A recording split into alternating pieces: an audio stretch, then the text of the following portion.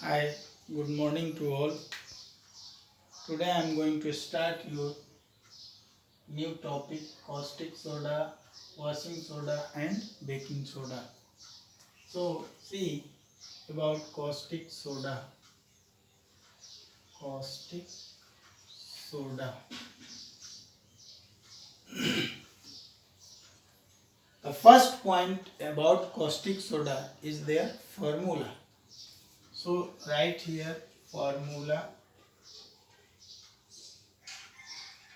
The formula of caustic soda is NaOH and name is और name क्या है इसका सोडियम हाइड्रोक्साइड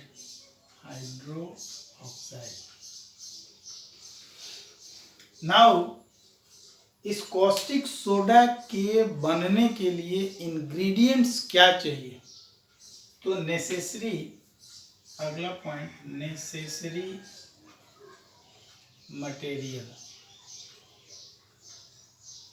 क्या क्या मटेरियल चाहिए हमको कॉस्टिक सोडा बनाने के लिए तो एक ही मटेरियल चाहिए और उसको क्या कहते हैं ब्राइन क्या कहते हैं ब्राइन अब ये ब्राइन क्या है तो आप यहाँ पे ब्राइन के बारे में लिख सकते हो ये देखिए ब्राइन कुछ खास चीज नहीं है ये क्या है एक्वस सॉल्यूशन ऑफ साल्ट मतलब साल्ट कौन common salt means it is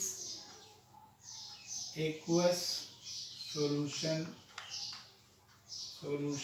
of NaCl देखिए तो इसका फार्मूला क्या हो जाएगा भाई NaCl प्लस H2O ये किसका फार्मूला हो गया इसको हम ब्राइन कहेंगे बस आपको मैंने बताया था जो भी साल्ट हमने पढ़ा पिछले वीडियो में उसमें मैंने आपको कॉमन साल्ट के बारे में बताया ब्लीचिंग पाउडर के बारे में बताया और प्लास्टर पेरिस के बताया ये तीनों जो साल्ट थे वो अलग अलग तरह के साल्ट थे लेकिन मैंने आपको कहा था कि कॉस्टिक सोडा वॉशिंग सोडा और बेकिंग सोडा इन सभी में कुछ ना कुछ सिमिलरिटीज़ हैं तो वही इसलिए मैंने इन तीनों को एक जगह पढ़ाने के लिए शुरू किया है यहाँ पे देखिए सबसे पहला मेरा कॉस्टिक सोडा है तो इसके लिए मटेरियल क्या चाहिए ब्राइन और मैं आपको बता दूं कि ये तीनों सोडा बनाने के लिए आपको ब्राइन की आवश्यकता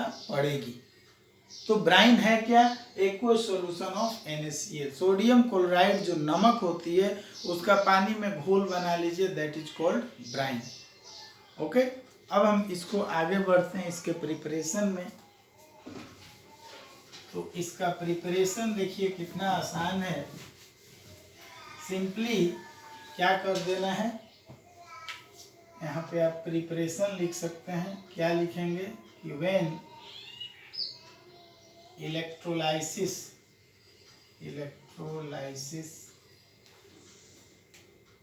of brine take place then it result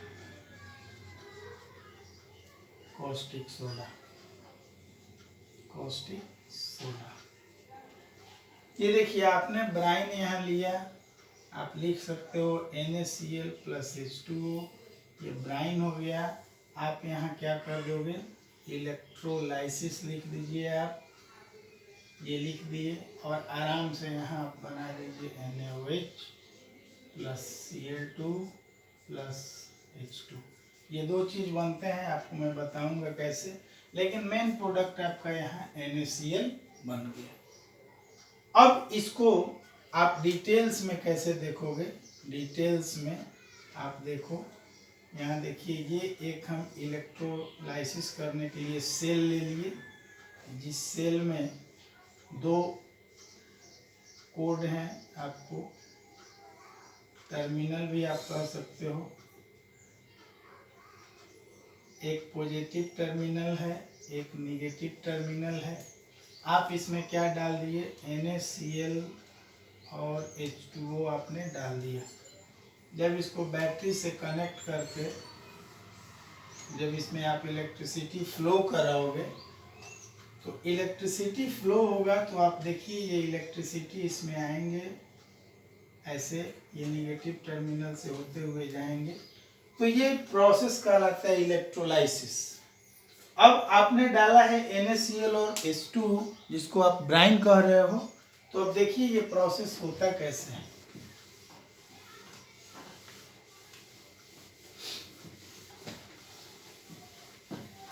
simply ये देखिए NaCl जो है वो सबसे पहले टूटता है Na प्लस और Cl माइनस में, ठीक है। H2O जो था वो भी टूटा H प्लस और OH माइनस में। अब देखिए ये Na प्लस इस OH के साथ आके कंबाइन कर लिया, क्या बना दिया NaOH। एक्वस सॉल्यूशन रहा ये, तो ये इसी में रहेंगे, इसी में एक्वस सॉल्यूशन के रूप में ये NaOH आ गए। ये जो आपने सेल बनाया है, दो टर्मिनल जो था, दो टर्मिनल जो आपने देखा था, इस टर्मिनल में क्या है कि एक निगेटिव चार्ज था एक पॉजिटिव, तो यहाँ अब Cl के जो आयंस हैं ये और Cl से मिल के Cl2 बना देंगे और कहाँ चले जाएंगे पॉजिटिव टर्मिनल पे, मतलब एट एनोड क्या चीज डिपोजिट होगा, क्लोरीन गैस। और जो कैथोड है एट कैथोड, ये देखिए जो H प्लस आयन है ये भी दो H प्लस आयन आपस में मिल जाएंगे और H2 गैस बना देंगे और ये कहाँ जमा हो जाएगा H2 पे। आर यू गेटिंग ना? तो ये इलेक्ट्रोलाइसिस के प्रोसेस हैं। यहाँ देखिए फिर आपको एक बार फिर मैं बता दूं,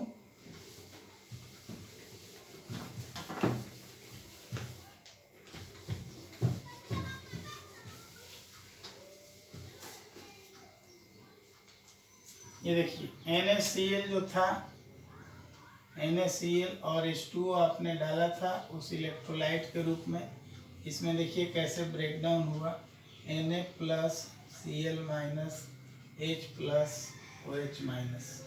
अब देखिए ये प्लस वाला पोर्शन इस OH के साथ मिल गया और ये बना दिया NaOH। ये कॉस्टिक सोडा आपका बन चुका है, बन गया। और ये जो है ये दो दो मॉलिक्यूल्स ले लेके दो एटम्स H प्लस मिल के ये H2 गैस बना दिए और ये Cl भी है, ये भी Cl और Cl मिल के Cl2 गैस बना दिए। अब ये होंगे कहाँ, तो भाई H2 प्लस है तो ये कैथोड पे चले गए, एट कैथोड, ये निगेटिव है तो एट एनोड और ये इलेक्ट्रोलाइट के रूप में आ गए। तो इस तरह आपने इसको बना लिया। अब चूंकि इस प्रोसेस में देखिए ध्यान देने वाली बात, इस प्रोसेस में कॉस्टिक सोडा बना जिसको हम अल्काली कहते हैं, अल्काली NaOH बना, और यहाँ क्लोरीन गैस भी निकला, क्लोरीन, तो इसको हम क्लोर लिख देते हैं। तो इसीलिए इस प्रोसेस को कहा जाता है क्लोर अल्कली प्रोसेस। देखिए पूछता है कि it is also known as chlor alkali process, why? तो आप देखिए यहाँ, because in this process chlorine gas as well as sodium hydroxide which is an alkali both are produced, so this method is called chlor alkali process। Clear? तो इस तरह हम इसको क्या कर सकते हैं, बना सकते हैं। अगले सोडा पे हम चलें। अब इसका यूज है तो यूज आप देख लेंगे, यूज क्या है भाई, तो लैबोरेटरिकल रिएजेंट के रूप में इसका यूज कर सकते हैं, तरह तरह के केमिकल्स बनाने में इसका यूज कर सकते हैं। ये स्ट्रॉन्ग एक बेस है तो इसका यूज न्यूट्रलाइजेशन में भी कर सकते हैं, तो ये सब इसके यूज हो जाएंगे। दूसरा टॉपिक है आपका वॉशिंग सोडा। ये देखिए वॉशिंग सोडा, सिमिलरली सबसे पहले इसका फार्मूला लिखोगे, फार्मूला क्या हो जाएगा, Na2CO3.10H2O। ये .10H2O क्या है, वाटर ऑफ क्रिस्टलाइजेशन। तो इसका केमिकल नेम क्या है, पूछता है भाई, सोडियम कार्बोनेट, तो ये आप लिख सकते हो सोडियम कार्बोनेट, ये आप लिख सकते हो। और देखिए इसके साथ 10 वाटर ऑफ क्रिस्टलाइजेशन है, तो 10 को क्या लिखते हैं, डेका और हाइड्रेट। तो ये इसका केमिकल नेम हो गया। क्लियर। अब इसके हम प्रिपरेशन पे चलेंगे। एकदम सिंपल प्रिपरेशन है। फर्स्ट में आप क्या लेंगे, ब्राइन ले लेंगे। ये आपने ब्राइन ले लिया। दूसरे स्टेप में आप क्या करेंगे, स्टेप 2 में ब्राइन को अमोनिया के साथ मिला देंगे। इसके साथ मिलाएंगे, अमोनिया के साथ। तो आपको क्या रिजल्ट हो जाएगा, अमोनिकल ब्राइन। अमोनिकल ब्राइन आपको मिल जाएगा। देखिए मिल गया। तीसरे स्टेप में आप क्या करेंगे, अमोनिकल ब्राइन को कार्बन डाइऑक्साइड गैस से रिएक्शन करा देंगे। तो यहाँ आपको मिल जाएगा सोडियम बाइकार्बोनेट और अमोनियम क्लोराइड। ये चीज़ आपको मिल जाएगा। अब क्या करना है आपको, यहाँ ये सोडियम बाइकार्बोनेट मिल गया, एक्वस फॉर्म में मिला। इसको आप क्या करोगे, अगले स्टेप में सोडियम बाइकार्बोनेट को आप हीट कर दोगे, गर्म कर दोगे। हीट करोगे तो ये सोडियम कार्बोनेट में टूट जाएगा और CO2 गैस और H2O तो निकलेगा ही, आप पढ़े हैं पहले। ये देखिए कार्बोनेट मिल गया।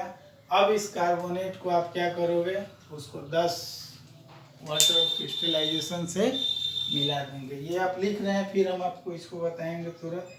ये देखिए फार्मूला तो आप समझ गए। प्रिपरेशन में क्या करेंगे, ब्राइन ले लेंगे, ब्राइन को अमोनिया से करा देंगे, ammoniacal brine. Simply ammoniacal brine को CO2 से करा देंगे। ये सोडियम बाइकार्बोनेट और अमोनियम क्लोराइड मिल गया। अब इस सोडियम बाइकार्बोनेट को क्या कर देंगे, हीट कर देंगे, तो सोडियम कार्बोनेट मिल जाएगा आपको।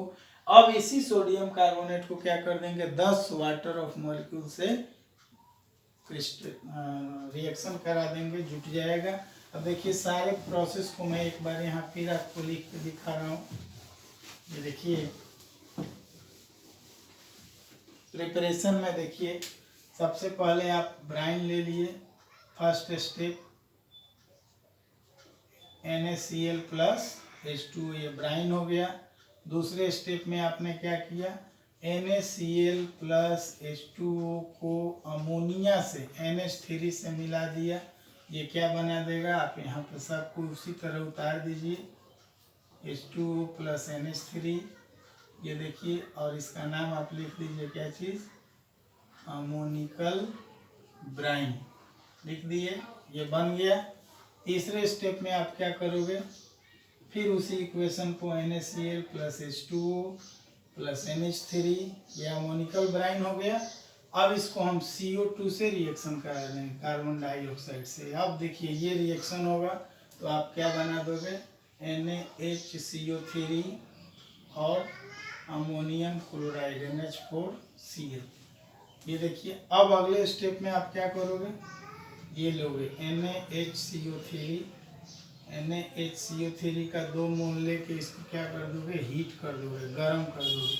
गर्म करोगे तो ये किस में टूटेगा, कार्बोनेट में, प्लस H2O प्लस CO2। ये देखिए ये आपको कार्बोनेट मिल गया।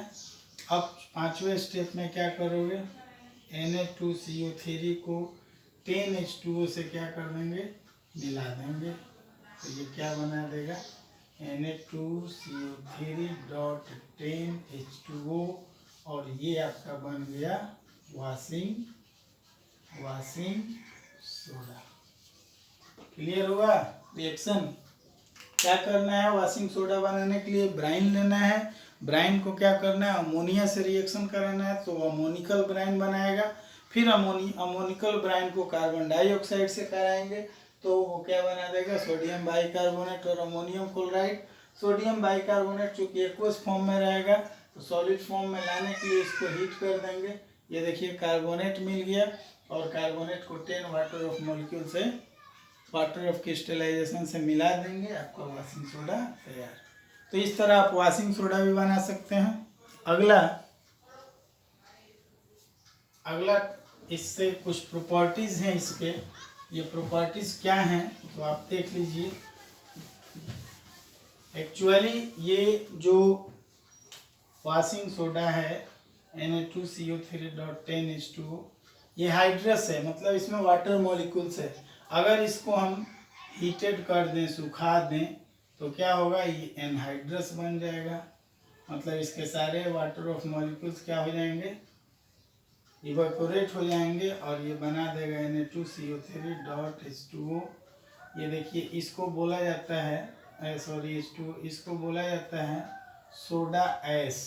सोडा ऐश, ये देखिए, इसी को बोला जाता है सोडा ऐश। क्लियर? तो इसके प्रॉपर्टीज ये रहे। दूसरा चीज, इसका यूज कहाँ होता है, तो भाई वो क्लीनिंग एक्शन में इसका यूज होता है। उसके बाद बहुत सारे केमिकल्स बनाने में, और फिर केमिकल रिएजेंट के रूप में, तो ये आप लिख सकते हैं। अगला टॉपिक है बेकिंग सोडा। देखिए, ये भी इसी से रिलेटेड है। अगर आप इसके इक्वेशन को देखे होंगे ध्यान से, तो आप इसको बना सकते हैं इजी वे में। बेकिंग सोडा, बेकिंग सोडा, सबसे पहला पॉइंट, इसका फार्मूला आप लिखोगे, क्या लिखोगे, NaHCO3, ये इसका फार्मूला है। क्या नाम होगा इसका भाई, तो नाम हो जाएगा, H लगा हुआ है तो क्या लिख देंगे, सोडियम बाइकार्बोनेट। बाइकार्बोनेट, ये इसका केमिकल नेम हो गया।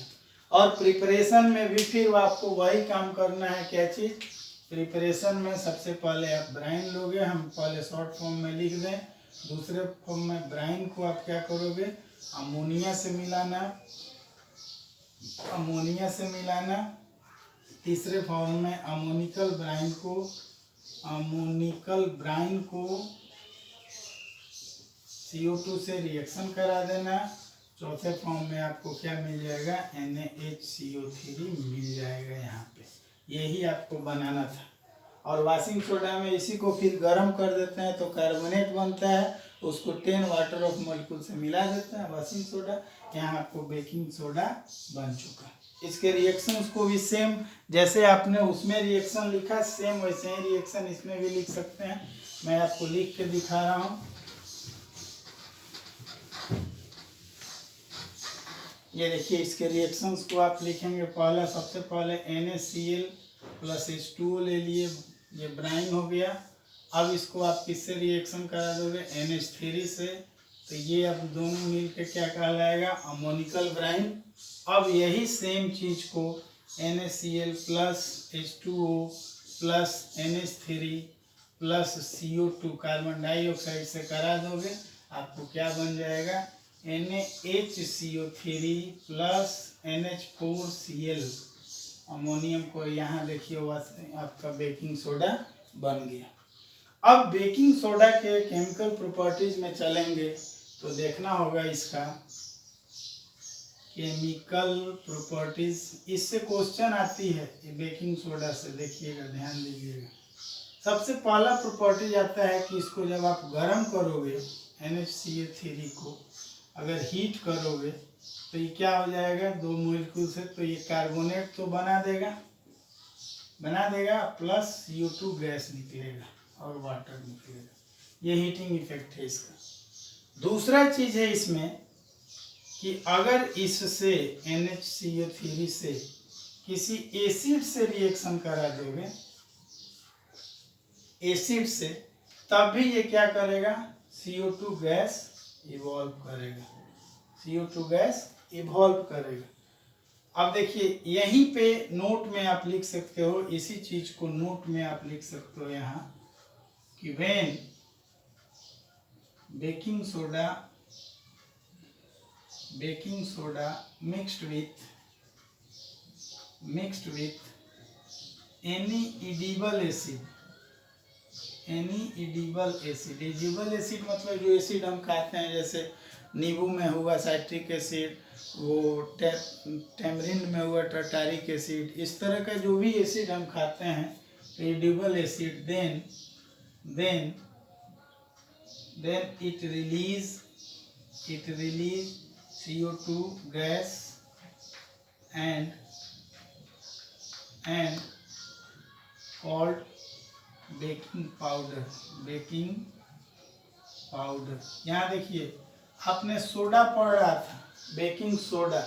यहाँ पाउडर किसको कहेंगे भाई, बेकिंग पाउडर किसको कहेंगे, तो जब बेकिंग सोडा में कोई भी एडिबल एसिड मिला दीजिए तो वो क्या बन जाएगा, बेकिंग पाउडर। और वो बेकिंग पाउडर तो बन ही जाएगा, प्लस CO2 गैस रिलीज करेगा।